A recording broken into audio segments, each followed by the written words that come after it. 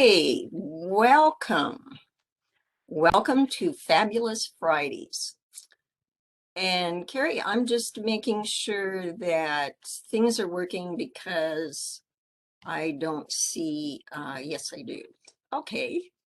Sorry, everyone. It seems like every time I have challenges and get afraid that, uh-oh, nobody can hear me. So Carrie, just step in there and say if you can hear me. Marsha, I sent you a chat, and yes, everything sounds good. Thank you. Okay, sounds good. I have a confirmation from Carrie. That means we can move forward.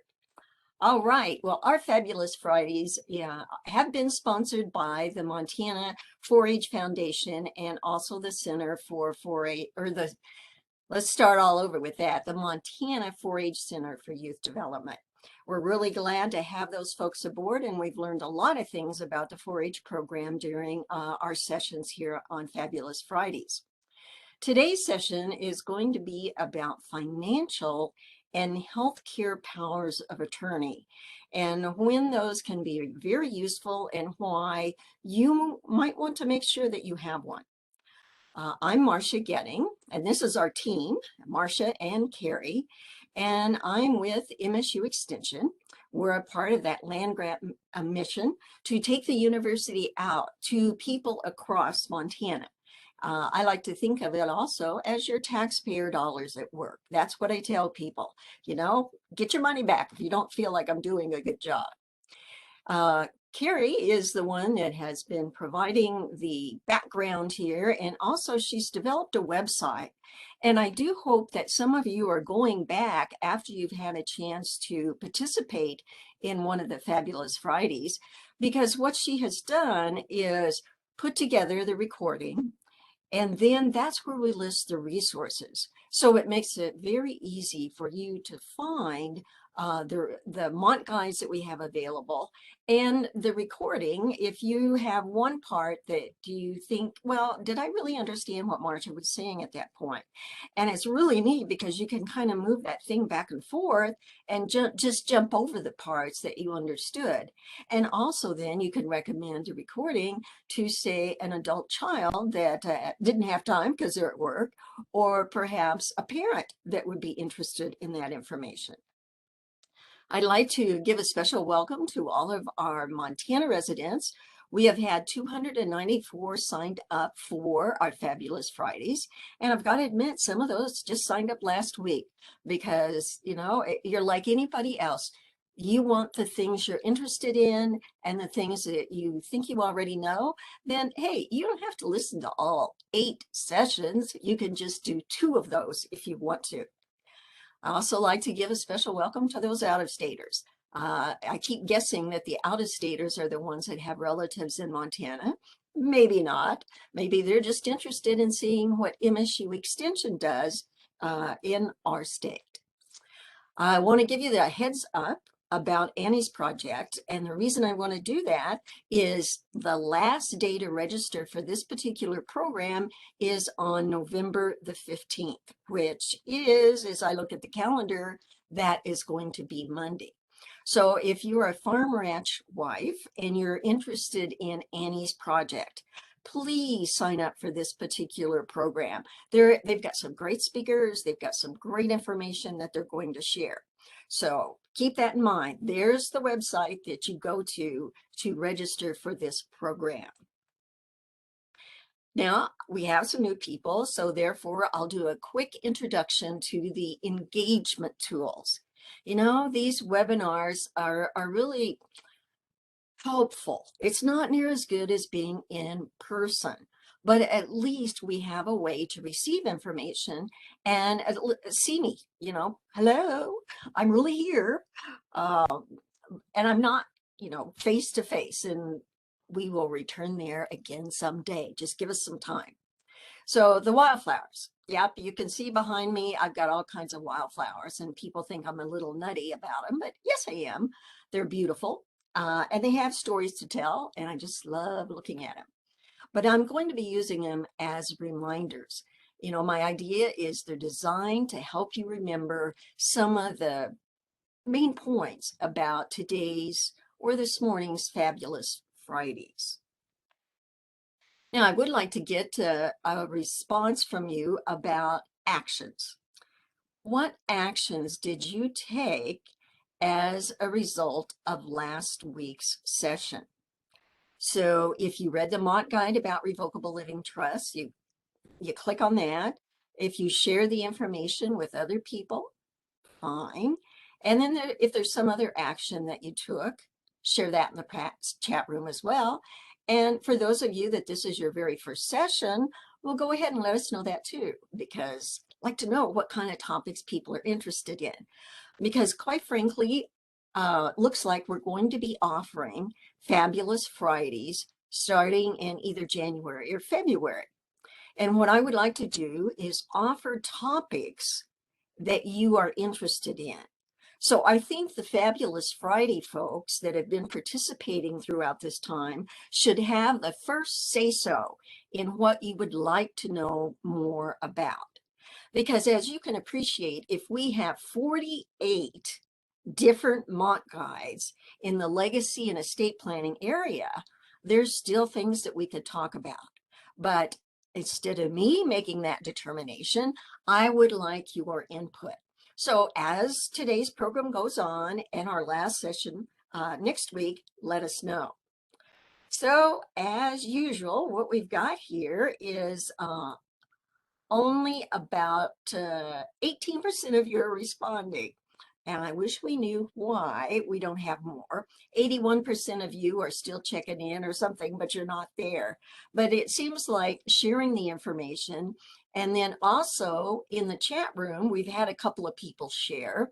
So Carrie, if you could share just, disguise the person's name or something or the situation, what other things are people doing? Could you share that, Carrie?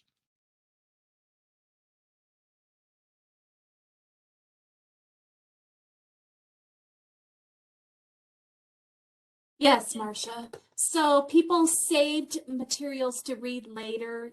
They took notes and they started making a list of items to address in the will and auxiliary instructions. Ah, very good. Okay. So that helps us know what information is valuable to you. And then maybe next time I want to re-emphasize some of those kinds of things, because if you're finding things you're doing as a result, well, maybe we could share that with other participants as well. So thank you for sharing in the chat room and responding. Don't forget, also, you can use that chat panel as a place for you to ask questions. And believe me, there is no dumb question out there. You may think so, but the truth is, I've found if one person in the audience has that question, when it's live, I can see people and they nod their head. And I can tell that means there were other people that had the same question. So don't hesitate to put something in the chat room. And we may not be able to get to all of them, but we will certainly try. Now, our special guest that will be joining us later is Todd Kestner. And he is director of our 4-H Center for Youth Development. And he's got some really interesting information to tell us about the research that has been done on the 4-H program. And I think you'll find it fascinating, particularly if you have a child or a grandchild that's been a part of the 4-H program. Now, here's our contest for today. Okay, this is the contest for November the 12th. What percent of Americans over age 80 have a financial power of attorney? And what you're going to do is enter that in the chat room. And again, nobody's going to see your response except Carrie and I. And what I will do then is use that information to determine who's going to get 5 of the note cards of some wildflowers. Okay, and you have to respond now. You can't respond later, because what happens is that, what happens is you'll have the answer, because I'm going to be giving you that answer here pretty soon. So you enter those in the chat room. And then at some point, I'll tell Carrie, that's it. Nobody else can respond. Now, you know the steer's head, and the way I like to use the steer's head is to steer you. Right. I want to steer you to consider the benefits of a financial power of attorney. My goodness, before I started doing legacy planning, I didn't even know what a financial power of attorney was. And of course, this was a few years ago, but had I known, I would have had one when I was a lot younger. And the second objective that I want to steer you towards is have you consider the benefits of having a healthcare power of attorney. And especially in this day and age that we've been living through the COVID situation, a financial power is helpful, and a healthcare power of attorney is as well. Now here we have a Sky Pilot, and any of you that make the drive on the Beartooth Highway over there near Deer Lodge going into Yellowstone National Park see these blowing in the wind most of the time. But that gives me an idea of what I want to pilot you to. I know that's kind of a stretch, right? But I want to pilot you to a financial power of attorney. And most of you already know that the written document is a financial power of attorney, but what you're doing is giving somebody else the power to make financial decisions for you if you are incapacitated, if there's some reason that you can't do that. You can't do it on your own. You've had somebody else take over for you. So I'm interested here, are most of our participants someone that has a financial power of attorney already, or do we have people that are thinking about it and simply want to have some more information? So the way I'm kind of going to judge that is, have you granted someone a financial power of attorney? So that's a simple yes or no. I don't think there's probably anyone that would say, well, I don't know, because you either know it, you've either done it, or you haven't done it. So I'm going to give you a couple of seconds to do that.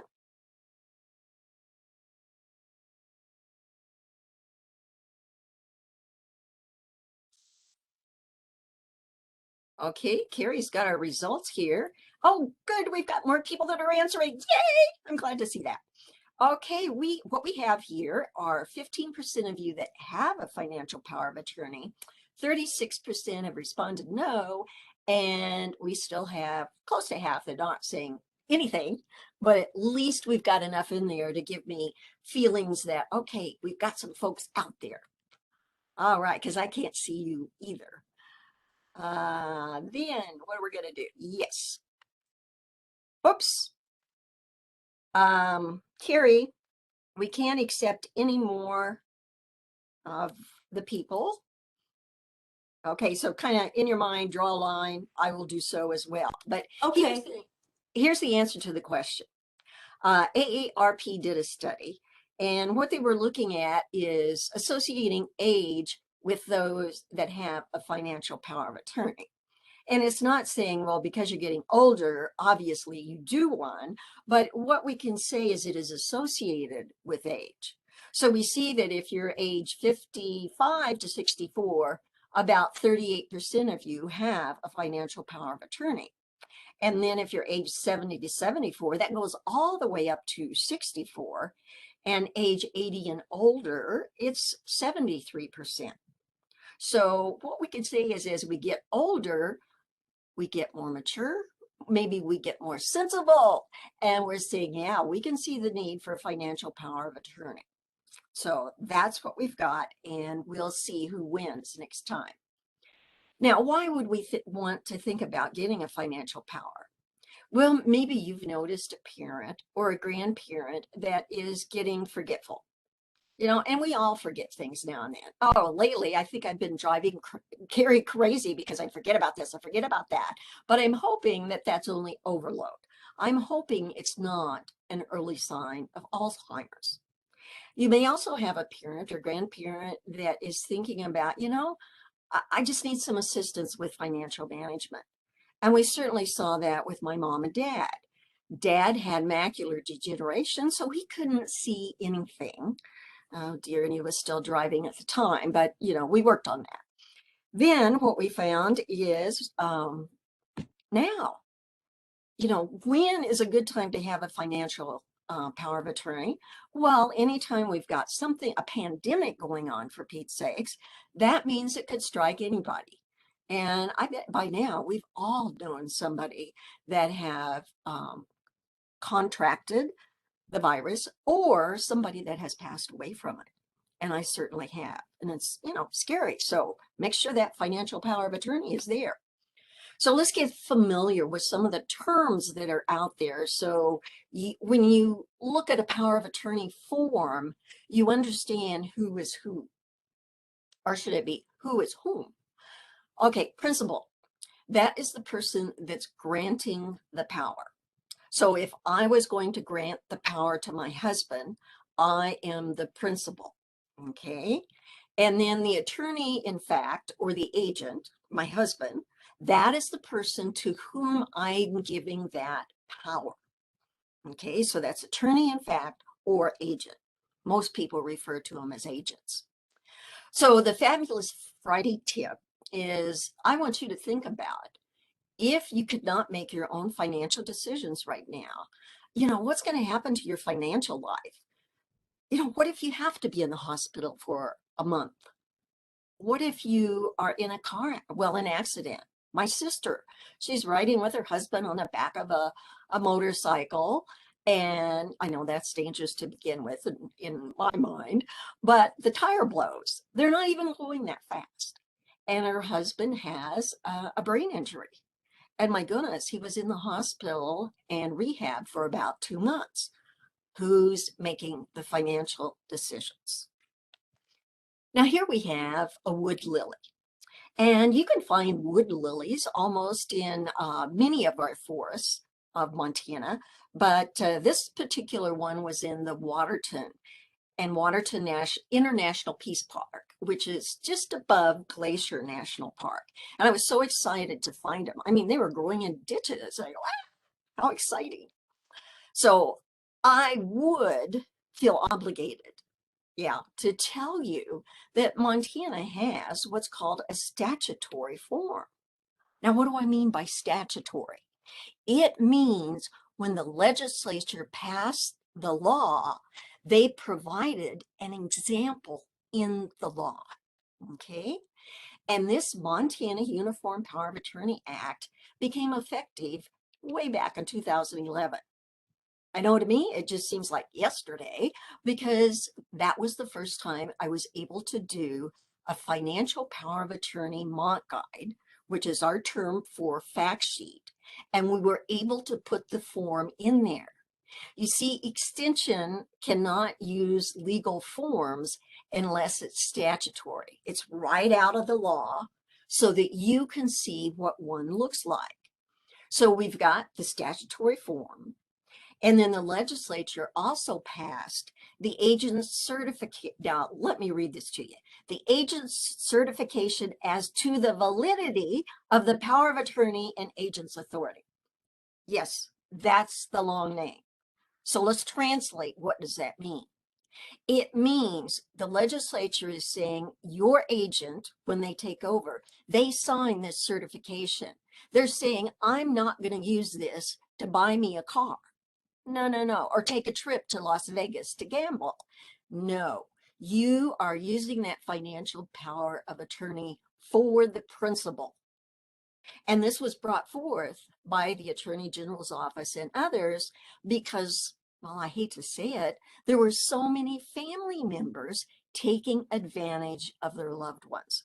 So, it was really hard to prosecute someone when the person says, well, Mom wanted me to do this. Well, come on. Anyway, so now we have that. So you would have a durable power of attorney in Montana because the law says that any financial POA you do, it's durable. It used to be that you had to look and make sure because you see, you want it to be durable. You don't want it to go out of effect if you become incapacitated. And that's what was happening to some of these individuals in the past. So the legislature stepped in and said, unless you say differently, it's durable. Okay. And then the principal would designate a successor agent. Let's think about that. It's very easily for me to say, well, I want my husband to have my power of attorney. And if I stop right there, how wise is that? I mean, Gary and I travel all the time together. And if we were in a car accident, like my sister and her husband, well, who out there would be able to take over and help us out if we're both in a coma, both in the hospital? And yeah, we're hoping that kind of thing doesn't happen. But if it does, hey, I don't have to lose any sleep overnight worrying about it. You got the successor that you've named. So that's a challenge.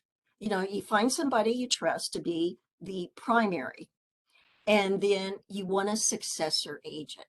So think through the individuals in your life, and maybe it's not a family member. I mean, family or family, but they may not have a financial background. And maybe you have a very good friend like I do that I would trust her to take over and make decisions, because certainly we have had discussions over that many times when I was in Helena.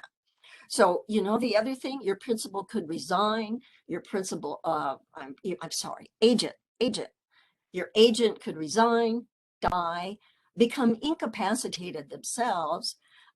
Maybe by the time they have to step in, they're just not qualified to serve. Or maybe when it comes right down to it, they realize what's involved and say, I'm not going to do it. Sorry, I can't. Well, if you're incapacitated, you're up a creek at that point if you didn't appoint a successor. Now, I would think a principal would inform the agent about what is going on. What authority are you giving that individual to do? And would that individual feel comfortable doing that? Okay. And so you say, hey, come on over. Let's talk at the house and serve them some snacks and coffee. Or maybe we meet at the coffee shop where we've got some privacy, and we start going into the financial power of attorney. Now, you don't have to show them the form. What you could use is the Mont guide that we have that has the form in it, and just have a discussion about some of the powers that are in there. And then there's this liability. And, there's the agent needs to know this, that they could be held accountable. They're accepting the liability that if they do something stupid, they could be held liable for that.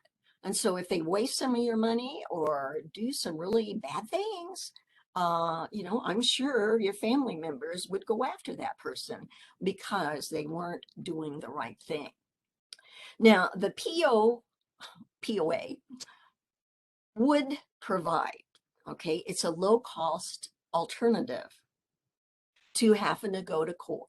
You see, if somebody becomes incapacitated, let's say there's really early signs of Alzheimer's, but maybe that individual has not been diagnosed with any type of dementia, but they're not making good decisions. It's tough to take your parent to court and try to prove to the judge that they're incapacitated. And then also that day that you're there, that might be on one of those good days.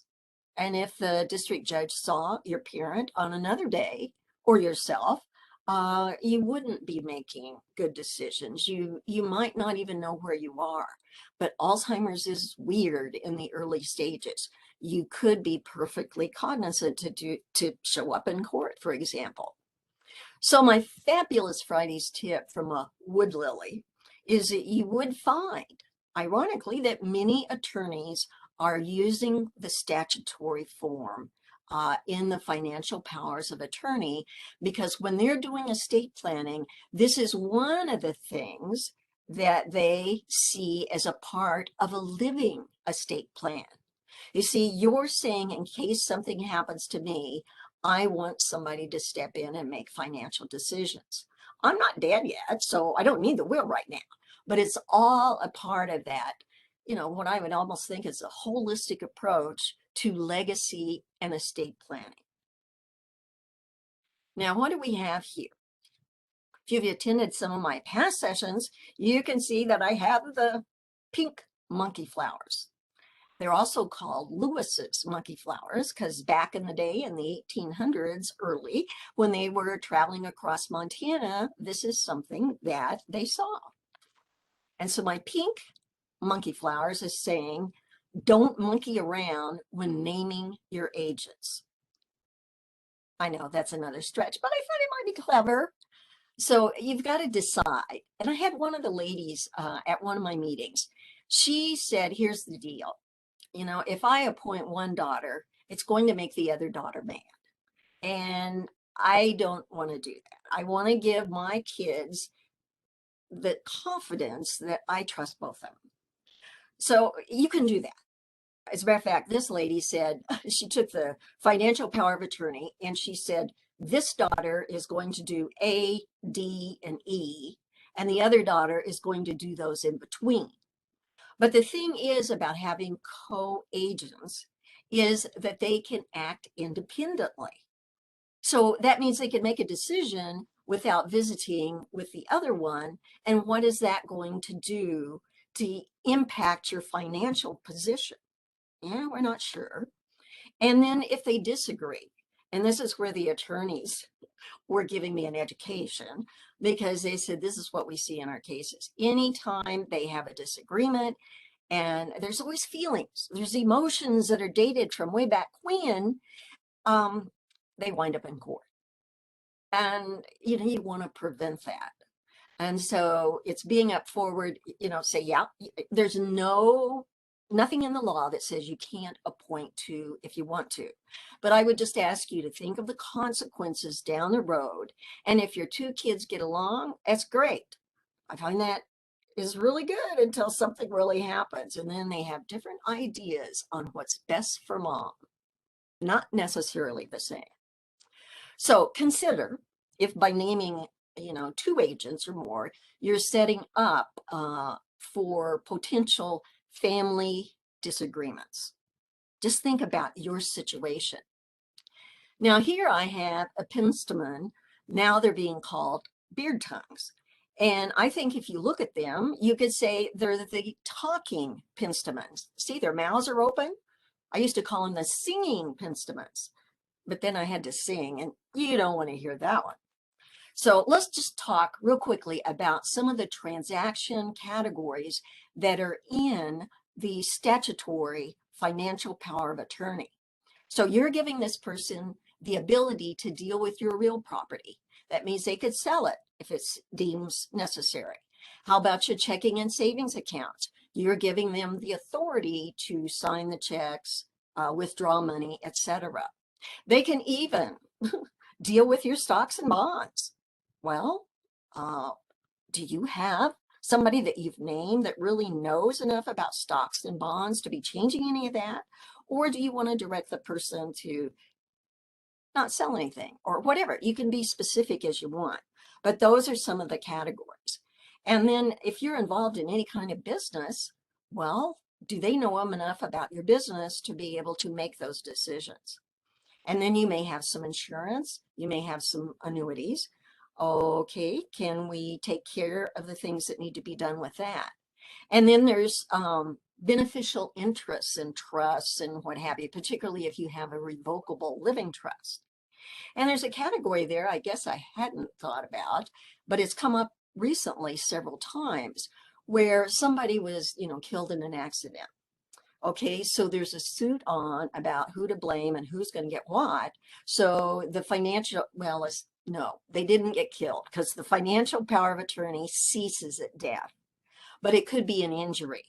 So it could be you sue X and X says, okay, and there's a bunch of money that comes into the account as a result of claims or litigation. So that's what that means. And then, we're looking at government benefits, military, retirement, taxes. I mean, think about your financial life and how many things go on. We just kind of do it, but maybe we don't think about, oh, What if somebody else had to do that for me? What would I want them to do? Now, those are all the items that are listed in one section of the form. And then it goes on to say there are additional powers. Would you believe you can let them create or terminate a revocable living trust? Wow. But it has to be in writing there. Let's say you're the kind of person that for the last umpteen years, you've given $15,000 to your grandchildren every year. Well, your financial power of attorney person can continue that. Or maybe what you were doing is giving to the 4-H Foundation every year. Well, your financial power, your agent can do that for you, but it has to be in writing there. What else can they do? My goodness, they can create or change a right of survivorship. You know, this is the joint tenancy with right of survivorship. Do I trust that person to change it for me? Now, if I can't, I've named the wrong person. So that's something for you to think about. So again, each must be specifically stated in the power of attorney. So this is where a power of attorney that an attorney does has these other things in there that are specific to you compared to somebody else. Now, the agent can't write a will, however. They can't write a will for you. And they also cannot represent you in court. So someone that you're talking to about that, they may be relieved. Oh yeah, I'll do it. As long as I don't have to go to court, that'd be good. That'd be good. Now, I mentioned how long your POA lasts. It lasts until the principal's death. I have a lot of people out there that think, oh, they can continue after I die. No, you may have the same person that you named as personal representative, but what they're doing after you die is acting under the rules of the Montana Uniform Probate Code. So they're doing it as a personal representative. They are not doing it as your agent. Also, you can end a power of attorney by simply making a revocation. In other words, we end it. Okay, you just say, hey, I don't want to have this power of attorney anymore. I don't like what Jack's doing, or, it'll be said more politely than that, but your attorney can help you with that. Now, this is the thing that really surprised me as I got more into this area. I thought if you have a financial power of attorney, it's good everywhere. And lo and behold, I found out that no, you have a financial power of attorney, it's not accepted by the Social Security Administration. What they want is a representative payee. That's the term that they use for that. So I found Social Security has a booklet, and it's a guide for representative payees. So you can call this toll-free number, or you can go online and download it, print it out, and take a look if you're one of those that's helping somebody with their Social Security benefits. I know it seems like an unnecessary step, but of course it was put in there for a reason, because adult children and others were abusing individuals that have Social Security. And what we're finding with financial abuse is that it typically happens when an individual has diminished capacity. I mean, you look at some of the situations that you've heard about, and you just shake your head and you say, well, how can they be so stupid? No, that's not it. They have early signs of Alzheimer's. It hasn't been diagnosed, and they do things that they wouldn't have done. I can testify to that because of my mom. Anytime she got something in the mail to donate money, she was doing it. Just checks going out every day, almost every hour. And once she got on those lists, she got even more. So we had to, sort of step in, do some visiting with her, and let my sister be the financial power of attorney because she was located in the state to take care of that. Okay, back to Social Security. So take advantage of the phone number or the website and get that representative payee status if you're handling somebody else's Social Security. So as we look at our power of attorney, it really is a low-cost alternative. If you think about it, instead of going to court after somebody is really incapacitated and have to say that mom and dad, we're going to take away your rights. So you're doing it for their own good, but it's really great if you can have those decisions made when they're more cognizant and they agree. I know I'm not doing a good job here, or I simply don't understand it. I remember mom saying, I just don't get this anymore. And of course, she was the one that had been writing checks for years because dad couldn't see with his macular degeneration. So a fabulous Friday's tip from the wood lily. You would find that most attorneys are using the statutory form, okay?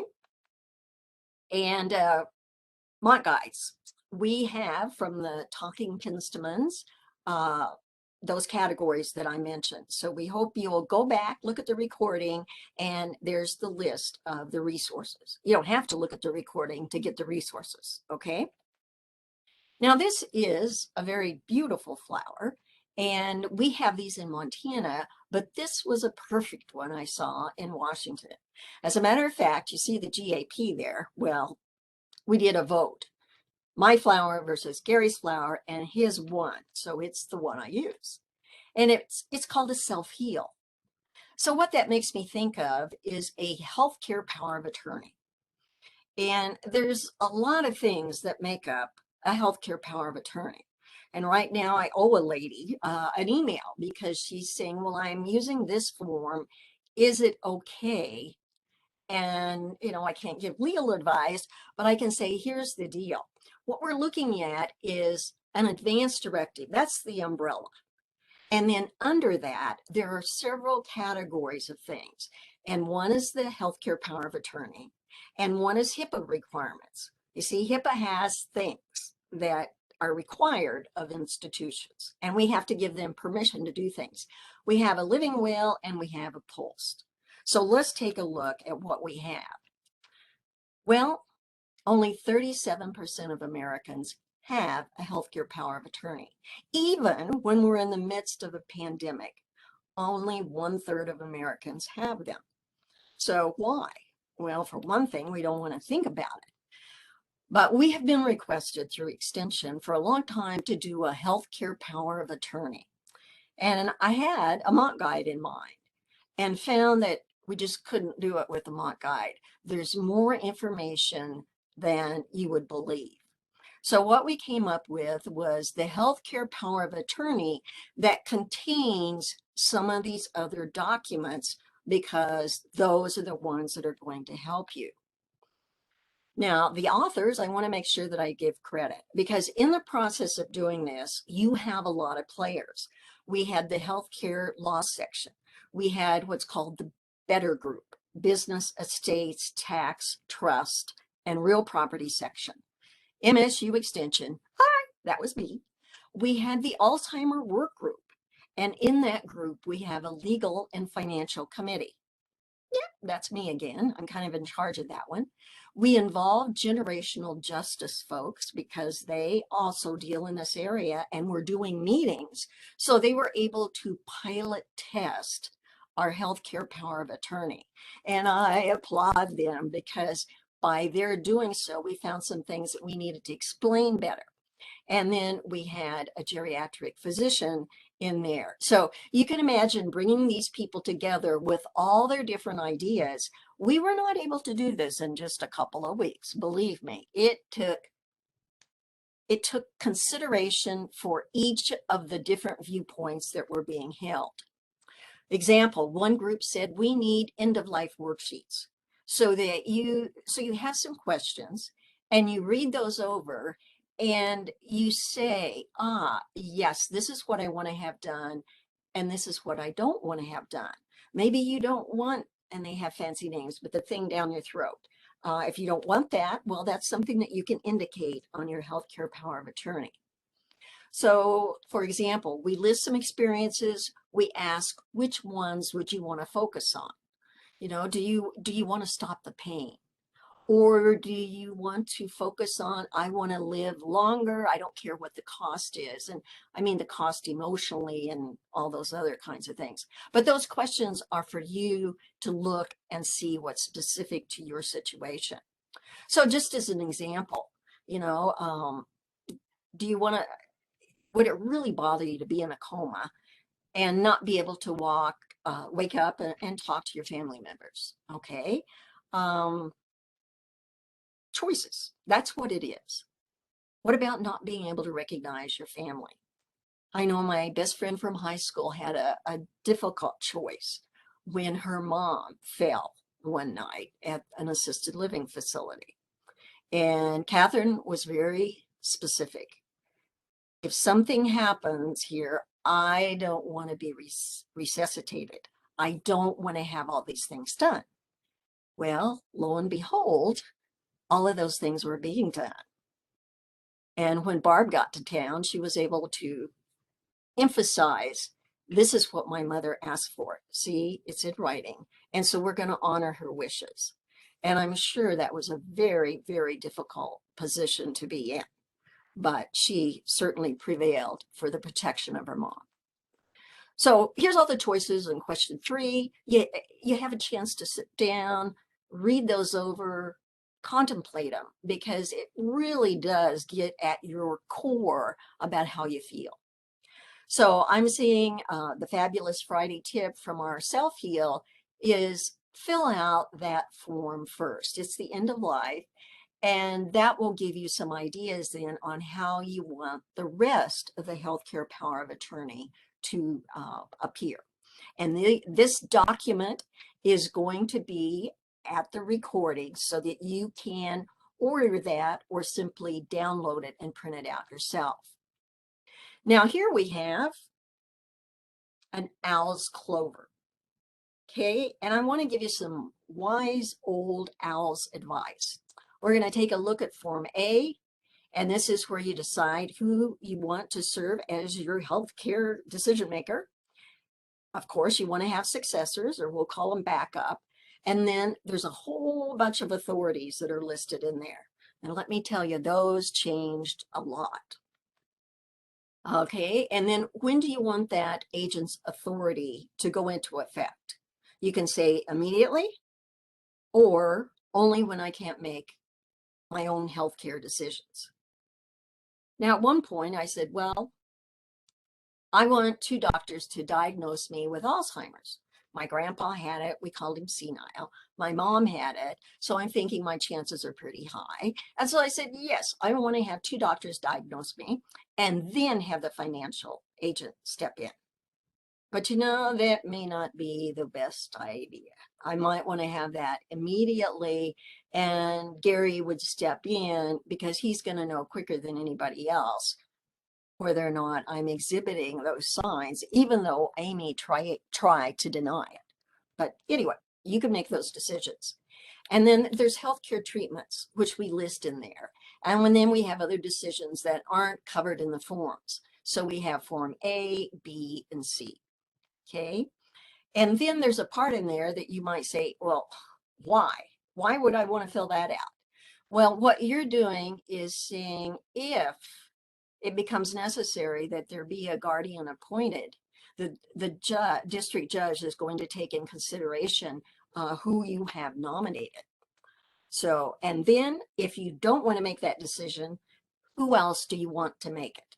So we have the boxes, and you can say, well, I want it to be my physician. It could be the attending physician that's there at the time.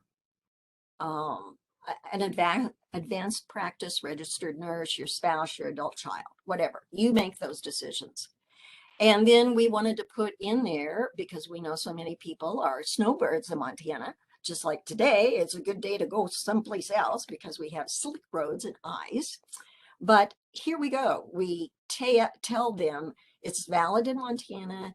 You know, you need to check and see if it would be valid, for example, in Arizona.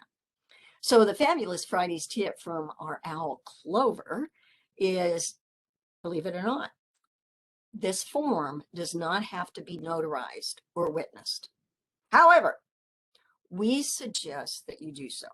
The law doesn't require it, but what it is showing is that this person has thought this through. They had witnesses because they want to make sure their wishes are going to be honored. That's what we're about. And since we got this one done, there's a student that I ran across, and she was working on My Life, My Values. And what it is, it's a beautiful publication. It's a worksheet for those facing memory loss. And by the time you fill it out, what you've got is you're telling these people, these are the things that are important to me. I could fill one out right now and say, in the summer, it's very important for me to get outside, to see green, to see wildflowers, etc. And she went through all of this type of thing. And Callie is the one that did it as a project for her master's degree. And that is very exciting that it's been done. And she gave us permission to put it at the website. So this is another item that you could download, take a look at it, and see if it would help you communicate with your loved ones about these are the things that are important to me. And with the holiday coming up, there's going to be a lot of us gathering, okay? Not me, because my parents are now gone, but others will. And this might be a great time to set aside an hour and visit with those adult children and say, this is what I filled out. This is to provide you with some information about what's important to me. What's important to me. They'll respect that. So my observation from the lady slipper is that we've got time has slipped away because I've got my section, but I want to make sure that I leave room for Todd to share some information about the 4-H program. So I hope I steered you to consider the benefits of a financial power of attorney. And I hope I steered you to consider filling out a healthcare power of attorney. Please look at that and see if it would be useful to you. And I'm assuming if you're like me, you may not have a memory like the elephant's head. And remember, we have 48 different Mont guides. We've been talking legacy planning. We've been talking estate planning. And we have, through MSU Extension, 48 of those fact sheets.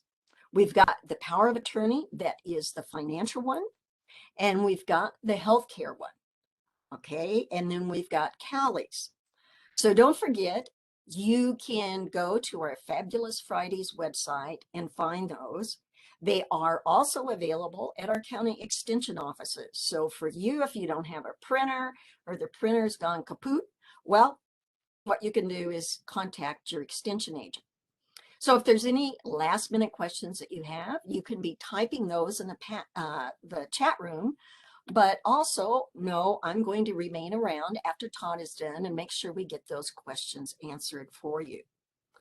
Next week, our final session, we are going to be looking at taxes and estate planning.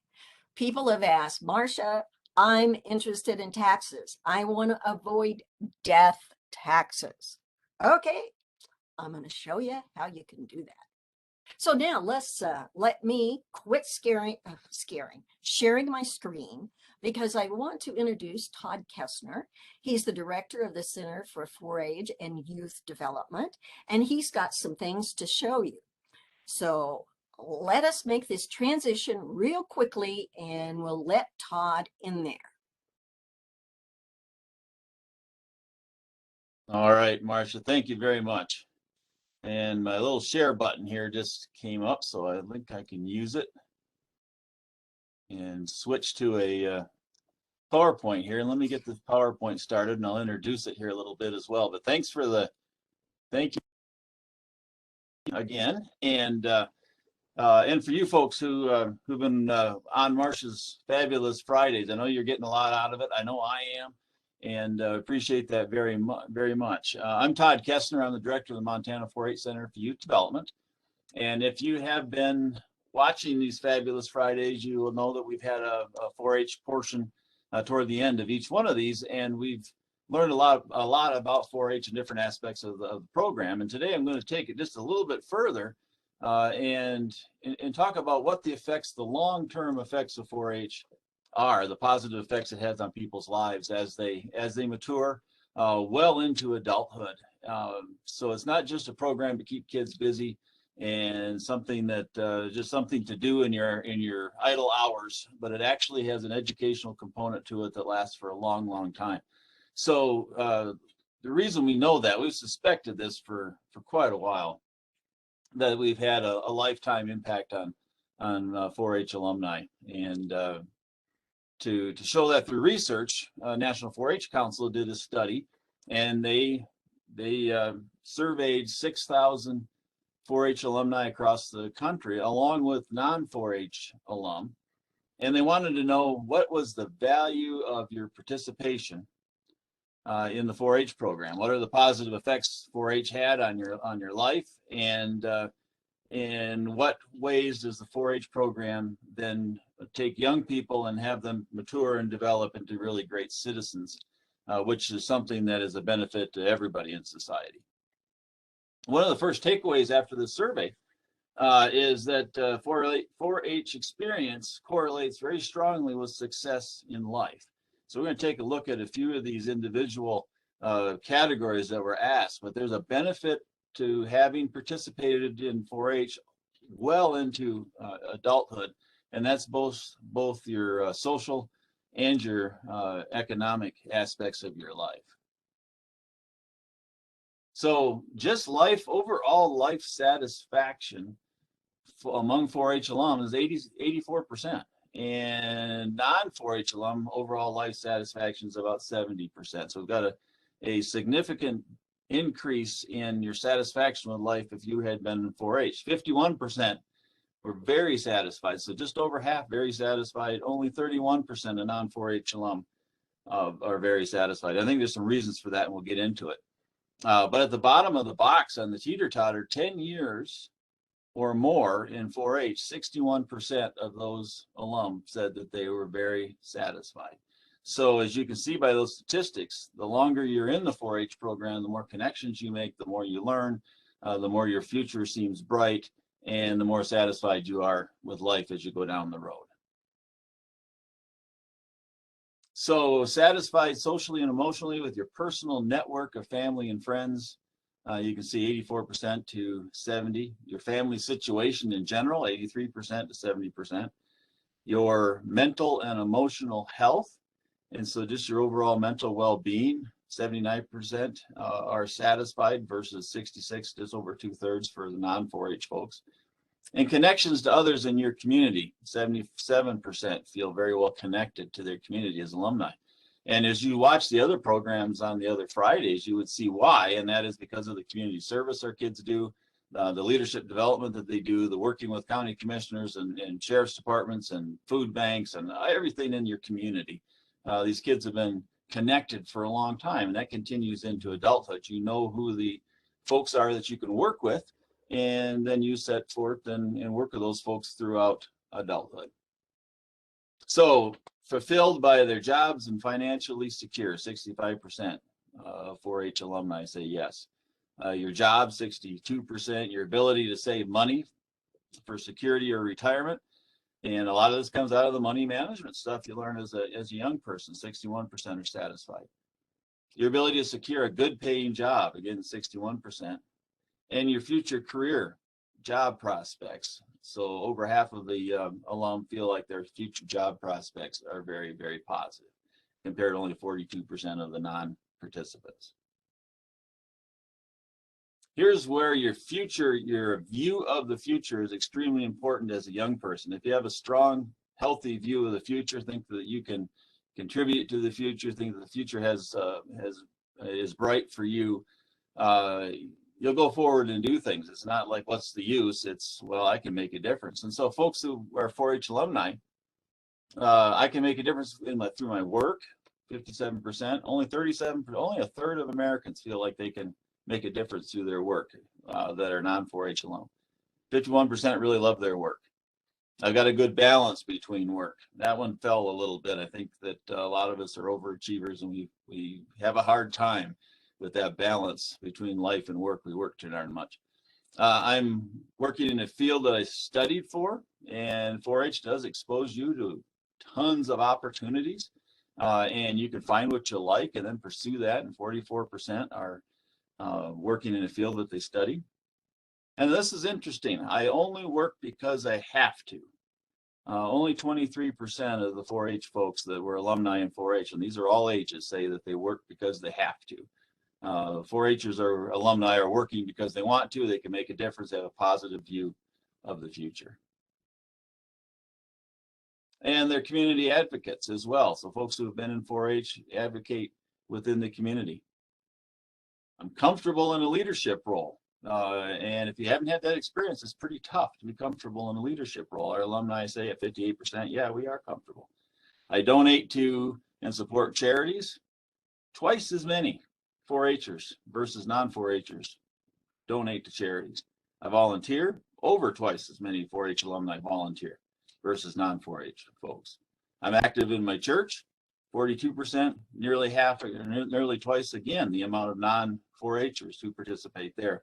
And I'm politically active, so slightly an advantage for the 4-H alum. That's pretty telling when you're twice the amount of the regular population and how you are involved in your community.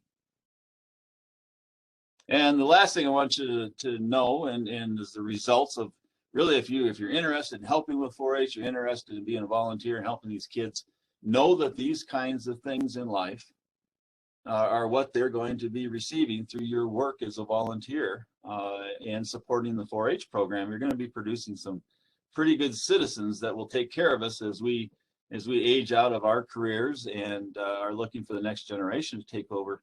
When we pass that torch, we want to pass that torch to very capable people, and that's what we are producing through the 4-H program. So this is a kind of a promoter meter. People who feel good about the program, and if you're neutral, you're going to be right where the gold and green are. We are at plus 60, which is a very good place to be. So if you say you were a fundraiser and you were fundraising for an organization that's at plus 60, you would be fundraising for a very popular organization, and so you have a lot more success. You don't have to change the image. You can just take right off of fundraising. And so promoters, 70% of our 4-H alumni are promoters. 20% are passives, which mean they don't necessarily promote, but they don't say anything bad. They're just kind of there. And only 10% have said that they would have done something differently. So 90% are either passive or promoting the 4-H program. So this is just a quick study of 4-H alumni across the United States and how that interaction with volunteers, with adults as children, with those experiences that help you with your record keeping, help you with your public speaking, put you in leadership roles, teach you how to work with others, show you the role models that do volunteer and do things in their community. When you are a graduate of the 4-H program and move into an adult role, you take all that experience with you. And that's something that we're really, really proud of, is knowing that we're putting the future in very good hands when we're working with the 4-H program. And you can see the difference throughout the presentation between folks who've had that experience as youth and folks who have not. So, Marcia, I'd take any questions if you've seen any. And that'd be great, Todd. Why don't you quit sharing, and that way when you talk, you can go big, and we can really see what you look like. And all right, I better sit up straight. Oh, sit up straight. I hope you cleaned up your office before you did this. Yeah. Okay, I do have a question just to start with. What about your background? Were you in 4-H as a kid? Where you grew up? That I tried, and I was not. I tried to go and get into the 4-H program. This is the importance of your local county agent. And unfortunately, the local county agent didn't have a program I was interested in and didn't give me any alternatives. So as I tried to get into 4-H, there just wasn't the opportunity there. I'm really, really sad about that. But as an adult, I've been involved for 33 years. Ah, okay. So you right away as an adult saw the value of this program. And I think it's neat to have that research because we know it in our heart, but to prove it, and that particular research really does prove it. And it also would convince me, every now and then in a estate planning meeting, I get someone that says, well, I don't have any relatives. What should I do with my money? And, they're asking me, and I'm going, yeah. Do you like old people? Do you like kids? What is it that you're interested in? And certainly I can say, if you want to support a youth program, there's a lot of them out there. But the 4-H program is one that really does have an impact. So let's look. Carrie, would you check the chat room and see if there's any individuals that have some specific questions for Todd? And while she's doing that, I think it's a shame, whatever county you were in. I guess we're not going to say that just so was it in Montana or someplace else? It was not in Montana. Okay. Yeah. Relief, Yeah. because we've got really Our county agents are all perfect, and I love our folks. Yeah. But yeah, my dad was a agricultural researcher for extension at Michigan State University. Ah, And so he okay. grew up in extension, and so his influence as an ag researcher, mostly in the fruit crops that were grown in northern Michigan, and but also being in connection with all pillars of extension, and that's what really got me going toward the 4-H program. Big influence there, and I've been very happy about that decision for the last 33 years. Well, and I mean, my gosh, the number of projects that are offered now. One of our speakers mentioned 200. Yeah. 200 projects out there. And I would say, let's help the youth find something like that, because we have some out there that maybe they're not that great at school. There's not something that grabs them. But if there's something in 4-H, that just might give them a new lease on life to try to learn. And our leaders, our volunteer leaders, are so important to be there for the kids that need to learn how. Me, I was back in the day of home ec, but we had a leader in foods, we had a leader in sewing, and we'd gather 10 sewing machines are going in our living room because my mom was a 4-H leader in sewing, and she was helping those kids. And they, up until way late in life, they would come by and say hi to mom and thank you for teaching me sewing. Okay, Carrie, were there any questions?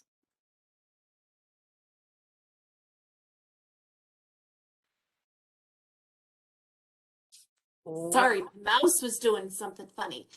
There's no questions for Todd. No. Okay, well, Todd, we will let you go because I'm sure you have a lot to do. And thank you again for joining us for Fabulous Fridays and kind of being the spark that said, oh, wouldn't it be neat? And work together here to come up with the 4-H Foundation as a sponsor and also the center. So we thank you very, very much. And we'll look forward to next week. Jane Woolery is one of our agents that just loves the 4-H program. And she's going to be sharing with us some of the things that she thinks 4-H has, and Jane's been around a while, so she has seen these youth grow up into adulthood, and she's seen the really great things. So there's the research that gives us percentages, and there's someone like Jane that really sees what these young people are doing as they reach adulthood. So Todd, thank you very much. Absolutely. Hey, thank you for having me, and thanks to the folks who stuck around and listened. Thank you very, very much. And Marcia will continue to do this, and just call upon us anytime. Okay, thank you very much. There's always next year, 2022. We'll be Todd, there was a few people that asked for your email, and I provided that to them. okay. Very good. Very good. I look forward to hearing from them. Okay, that's great. Well, yeah, just, Todd's available. So just talk to him, and maybe there's something he can do there to help out one of your grandchildren or children. That'd be great. So thanks again. We'll say goodbye, and I'll try to answer some questions, see if I have any answers anyway.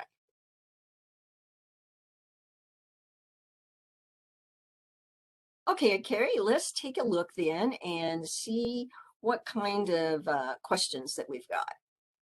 There is a lot. So, is there a minimum age for an agent?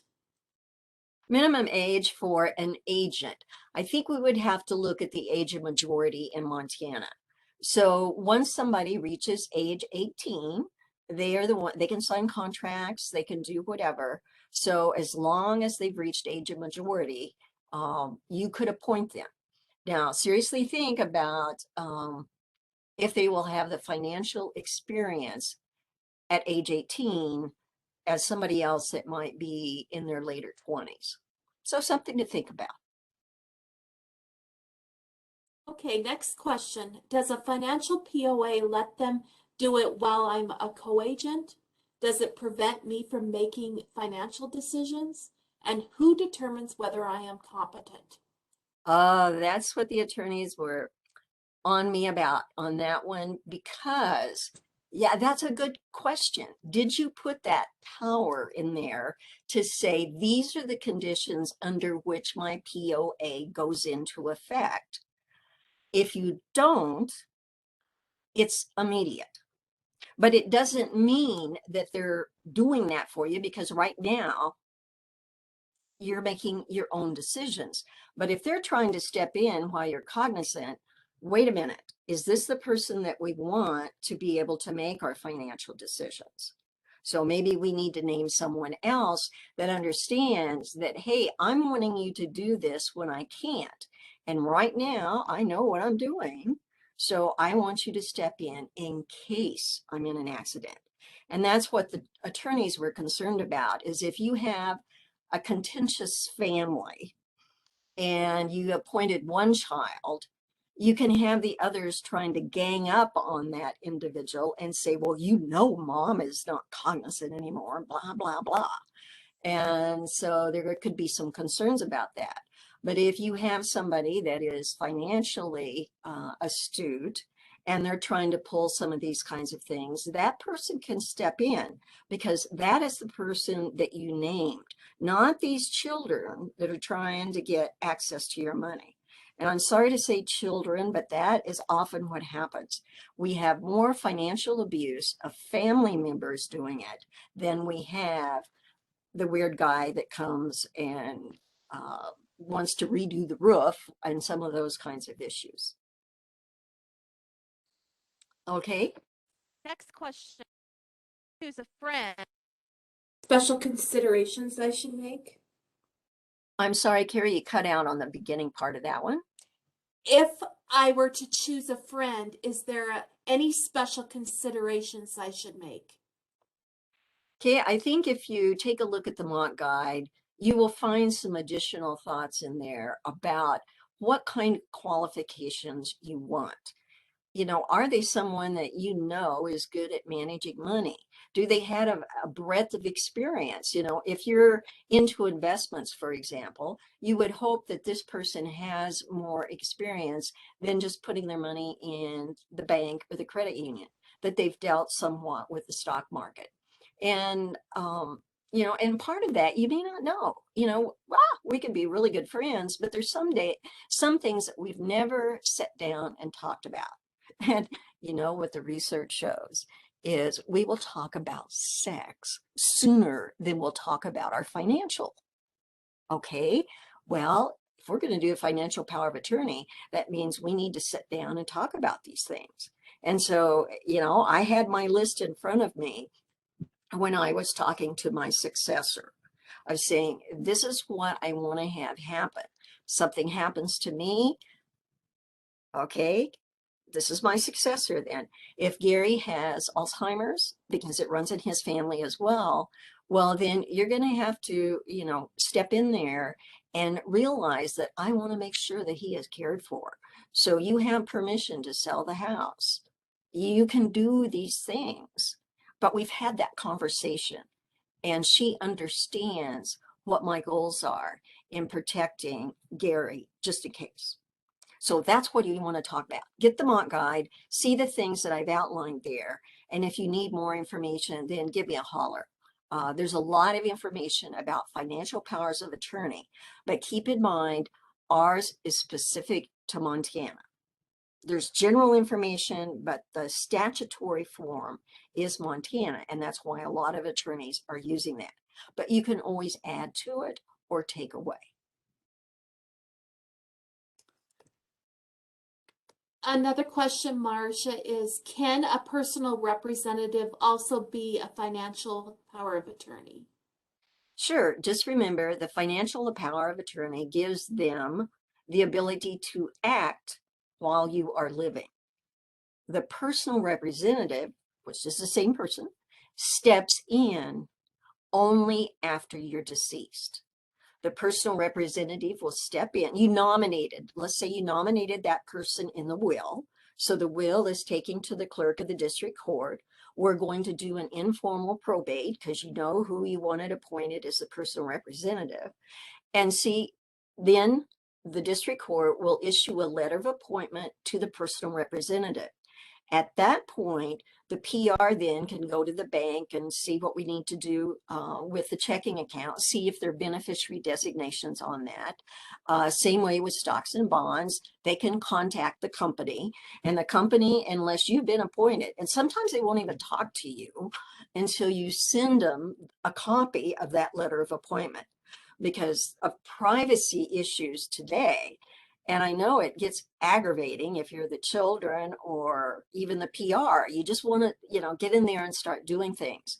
But you need that letter of appointment before you can do anything, really, because financial institutions are going to say, I want to see that letter of appointment, and then they will provide the information. Okay. Next question. Do I still have to have a healthcare power of attorney on top of 5 wishes? Oh boy, that's a good one.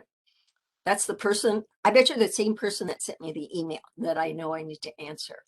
And I needed to give that some consideration because one of the things that happened as we were developing the healthcare power of attorney was, well, what's wrong with what's already out there?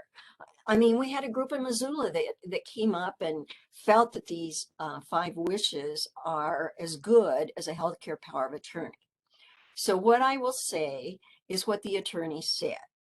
This is the part that is missing out of the 5 wishes. There's not a statement in there that talks about the HIPAA requirements. I didn't know that. But HIPAA had passed some rules and regulations that we made sure they were in our healthcare power of attorney. So you can take a look at that and see what's there. Compare it with 5 wishes. And maybe we just add another thing to the, I wish the 5 wishes would redo their document because we need the HIPAA things in there. Oh my goodness, HIPAA does have stringent rules. You can't talk to anybody that hasn't been granted information. So 5 wishes may not have that permission statement in there. So that's what I'll say about 5 wishes. It's not that it's bad. It was a good start, but at the same time, it'd be better if they had the HIPAA in there. Okay. Next question. Is the agency revoked if I regain competency? Oh boy, that is a good legal type of question because my assumption would be that, well, now you can make your own decisions again. So you notify the person that you appointed and say, hey, I'm the one that's going to the bank now. Thank you for taking over when it needed to be done. And that's kind of what happened with my brother-in-law. After 2 months, he was then able to make his own decisions again. So it didn't mean that he revoked his power of attorney. He just took it over again. Now, where you would have difficulty is if you appointed someone as the agent and then you want to make your own decisions again, and the agent says, I don't think so. Well, come on, what we've got is a court case then, and you're going to be in court, and this person maybe is going to be in court, but that's where you would need to get you an attorney to be able to work on what is the best solution for this individual that I appointed.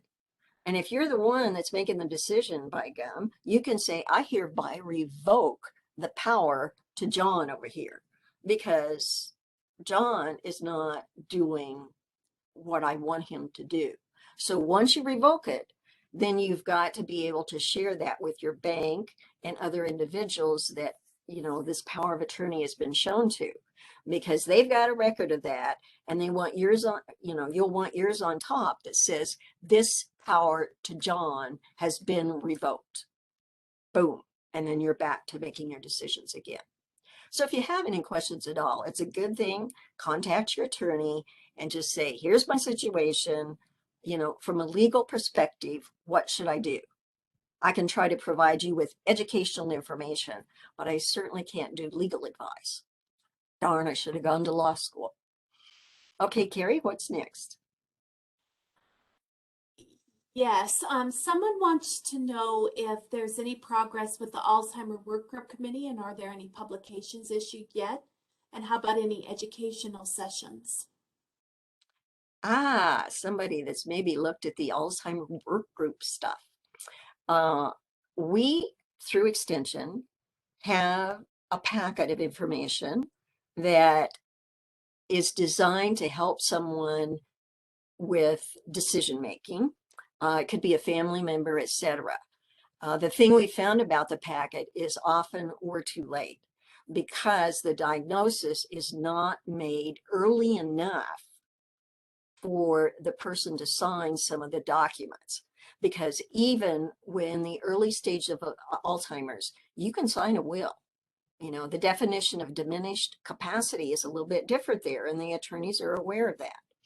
And we've also got a mock guide that we did, you know, as a result of the Alzheimer work group working together, is legal, financial, and healthcare in 3 family situations. One is where the person can sign the documents, what things are good to have, what legal documents. Another situation where we're too late. So what we've got then is a wife who is needing to do double estate planning. She's needing to do it for herself to protect her husband.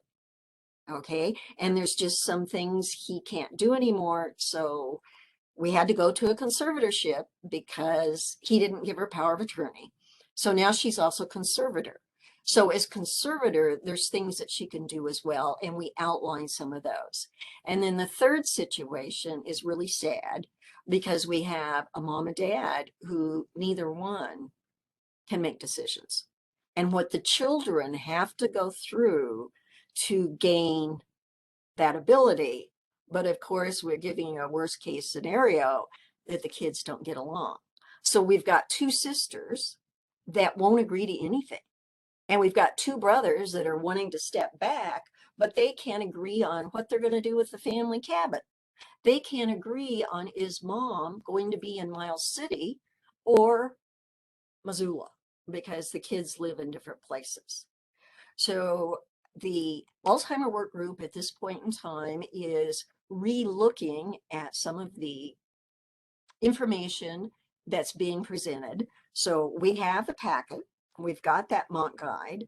I'm working with a colleague on Alzheimer's storybooks so that we can teach young children to understand why grandma or grandpa is doing what they're doing as far as behaviors, and how young children can still make a contribution in a situation instead of trying to hold the children back and protect them and say, oh, we don't want the children to see mom in this situation. Well, as long as it's not a safety issue, the children can help. And we've got some examples where children have made a memory book for grandma. I did that with my mom. You know, she was looking at photographs, and you never thought that she wouldn't be able to identify her children or her grandchildren. And she's saying, why didn't we put names on these things? Well, we didn't know, but she still enjoyed looking at the photographs. And I quickly learned, oh, mom, hey, there you go. That's Christy. And Christy is Donna's daughter. and Donna is your middle child. You know, and there were times early on when mom knew that. But then there were later times where we didn't go through the photographs anymore. So what we want to do is offer a training to help people realize there's things they can still do with somebody that has Alzheimer's, but it kind of depends on the stage. Okay, early, middle, or late. Any other questions, Carrie? Yes, there's one more question. Should a financial POA be a U.S. permanent resident or a U.S. resident? Oh boy. And then it says, if not, can someone with H-1 working visa be good for 6 years in U.S. qualify as a personal representative or a financial POA? You know, that is one I've got to check into. Have not had that question asked before, but that's in the chat room. So I'll take a look at it and get back to the person that asked the question. And those of you that might be interested too, what we can do is just quickly include that as a quick informational piece in our next session on February the 19th. Okay, Carrie, you said that's the last one. So Marcia, did you want to mention who won the Alzheimer gift cards, or are you just going to send them? have you been able to determine a winner?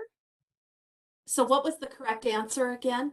Oops, that was 78%, I believe. I got to look. I'm going to go to my other screen here. And oops, wrong. 73%. Did somebody get real close to that? Because we can go through the chat room and see if we've got a tie. Then I mentioned we pull it out of a hat type thing. I think the closest is probably 80%, Marcia. Uh-huh. Someone said over 80, and someone said maybe 50% or less. But then there's one person who said 61. Okay, so that is 12. And then I tell you what, I'll go through it and we'll announce it next time because I don't want to make the mistake of using a name. And, you know, we haven't really used names so far because we want to give all of you privacy. So thanks, Carrie, for bringing that to my attention. And I'll take myself a note here and make sure that we do that next time. So in the meantime, everybody have a great weekend. I hope that the weather will improve so we don't have such dangerous roads. I've had the opportunity to get out there and slide around this morning, and so did Carrie, I bet, once you hit Bozeman. So again, be safe and keep healthy so that we can see you all next Friday for the last Fabulous Fridays for the fall. So bye, everybody.